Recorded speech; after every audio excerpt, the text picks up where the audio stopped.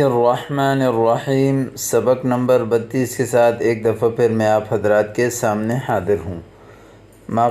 ماضی کے فعل چل رہے ہیں، فعل ماضی کے جملے بیان ہو رہے ہیں۔ فعل ماضی کے جملوں میں مذکر مفرد کے جملے کل آپ نے پڑھ لیے ماقبل سبق میں۔ آج ہم مؤنث مفرد کے جملے پڑھیں گے۔ الدرس الثانی والثلاثون الفعل الماضی المؤنث المفرد۔ ٹھیک ہے، دیکھیں ذرا۔ تسأل المعلمۃ فاطمۃ ماذا فعلت الآن؟ معلمہ فاطمہ سے پوچھتی ہے کہ ابھی آپ نے کیا کیا۔ فتقول فاطمۃ، فاطمہ کہتی ہے اخذت رسالۃ اخی وفتحت الظرف، میں نے بھائی کا خط لیا اور لفافہ کھولا۔ وقرأت الرسالۃ، خط پڑھا۔ ثم اخذت القلم والورق، پھر قلم اور ورق لیا۔ وکتبت الجواب، جواب لکھا۔ کتبت الرسالۃ الی اخی، اپنے بھائی کی طرف خط لکھا۔ ثم وضعت الرسالۃ فی الظرف، پھر خط کو میں نے لفافے میں رکھا۔ واغلقت الظرف، لفافہ بند کیا۔ وکتبت علیہ العنوان، اور اس کے اوپر پتہ لکھا۔ ثم قلت لاخی الصغیر، پھر میں نے اپنے بھائی سے کہا خذ هذه الرسالۃ، اس خط کو لو۔ وضعها فی صندوق البرید، اور لیٹر باکس میں رکھو۔ ٹھیک ہے، اس سبق میں بھی سارے ماضی کے صیغے استعمال ہوئے ہیں واحد متکلم کے۔ آپ کو میں نے بتایا تھا کہ واحد اور جمع متکلم چاہے ماضی ہو چاہے مضارع ہو، مؤنث اور مذکر کے لیے دونوں کے لیے ایک ہی جیسے صیغے استعمال ہوتے ہیں۔ ٹھیک ہے، اب سوال اور جواب کی طرف دیکھیں ذرا۔ معلمہ تلمیذہ، ماذا فعلت یا فاطمہ، اے فاطمہ آپ نے کیا کیا۔ اخذت رسالۃ اخی، اپنے بھائی کا خط لیا۔ هل قرأت الرسالہ، کیا خط پڑھا آپ نے۔ نعم قرأت الرسالہ، جی ہاں میں نے خط پڑھا۔ کیف اخوکی، آپ کا بھائی کیسے ہیں۔ اخی بخیر ویدعو لی، میرے بھائی اچھے ہیں اور میرے لیے دعا کر رہے ہیں۔ هل کتبت الجواب، کیا آپ نے جواب لکھا۔ نعم کتبت الجواب، جی ہاں میں نے جواب لکھا۔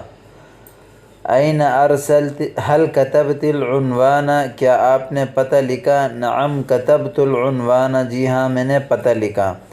این ارسلت الخطاب، آپ نے خط کہاں بھیجا۔ ارسلتہ الی لاہور، میں نے خط کو لاہور یعنی لفافے کو لاہور بھیجا۔ ٹھیک ہے، آگے دیکھیں ذرا۔ صیغوں کو واحد غائب کی طرف لے جایا جائے گا اور فعل ماضی کے فعل استعمال ہوں گے۔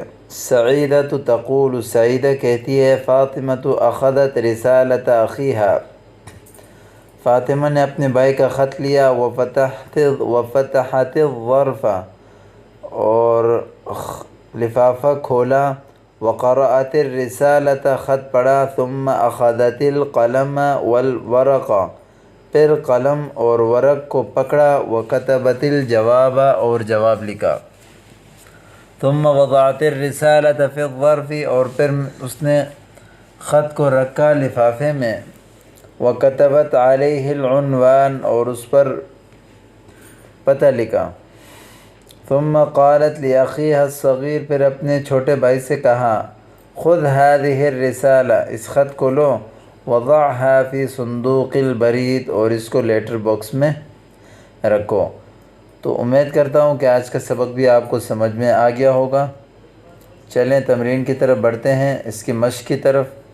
مشق میں دیکھیں تمرین ترجمی بالاردیہ، مرد کے لیے آتا ہے ترجم، اور مؤنث کے لیے ہم نے کہا تھا واحد مؤنث حاضر کے لیے فعل امر کے آخر میں یا لگانا ہے۔ ترجمی بالاردیہ، اردو میں ترجمہ کیجئے۔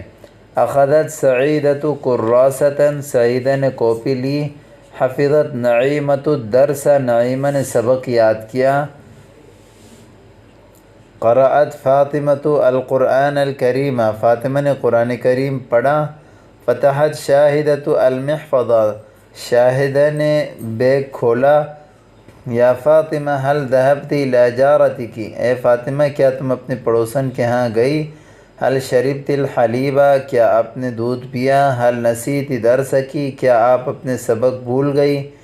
تقول التلمیذۃ للمعلمۃ، تلمیذہ معلمہ سے کہتی ہے، انا فہمت الدرس وکتبت الدرس، میں سبق سمجھ بھی گئی اور اس کو لکھ بھی لیا۔ کتبت الدرس، سبق لکھا۔ ترجمی بالعربیہ، عربی میں ترجمہ کیجئے۔ سمیرہ ایک چھوٹی بچی ہے۔ سمیلہ طفلۃ، وہ بستر سے اٹھی۔ ہی قامت من الفراش، اور دروازے کی طرف چلی۔ ومشت الی الباب، پھر اس نے دروازہ کھولا۔ ثم فتحت الباب، اور کمرے سے نکل گئی۔ وخرجت من الغرفہ، سمیرہ کی ماں اس کے بستر کے پاس آئی۔ جاءت ام سمیرہ الی فراشہا، اور سمیرہ کو بستر پر نہیں دیکھا۔ وما رأت سمیرۃ علی الفراش، وما رأت سمیرۃ علی الفراش، وہ جلدی سے دروازے کی طرف دوڑی۔ وجرت الی الباب بسرعۃ، جرا یجری کا معنی دوڑنا۔ وجرت الی الباب بسرعۃ، اور دروازہ کھولا۔ وفتحت الباب، سمیرہ دروازے میں کھڑی تھی۔ قامت السمیرۃ عند الباب، ٹھیک ہے، یا سمیرہ واقفۃ عند الباب، واقفۃ زیادہ بہتر ہے۔ قاعدہ، فعل ماضی میں واحد مذکر غائب کے صیغے کے آخر میں تائے ساکن لگانے سے مؤنث غائب کا صیغہ بن جاتا ہے، جیسے ذہب سے ذہبت، وہ گئی، جرا سے جرت، وہ دوڑی، وغیرہ۔ معانی الکلمات، کلمات کے معنی دیکھیں۔ حفظت، اس نے یاد کیا۔ بسرعۃ، جلدی سے۔ المحفظ، بستہ۔ نسیت، بھول گئی۔ الحلیب یا لبن، دودھ۔ درس، سبق۔ جاءت، آئی۔ فہمت، سمجھ گئی۔ فراش، بستر۔ کانت واقفتاً، وہ کھڑی تھی۔ قامت، اٹھی۔ ما رأت، اس نے نہیں دیکھا۔ جرت، وہ دوڑی، ٹھیک ہے۔ امید کرتا ہوں کہ آج کا سبق بھی آپ کو سمجھ آیا ہوگا۔ اپنی دعاؤں میں یاد رکھیں۔ والسلام علیکم ورحمۃ اللہ۔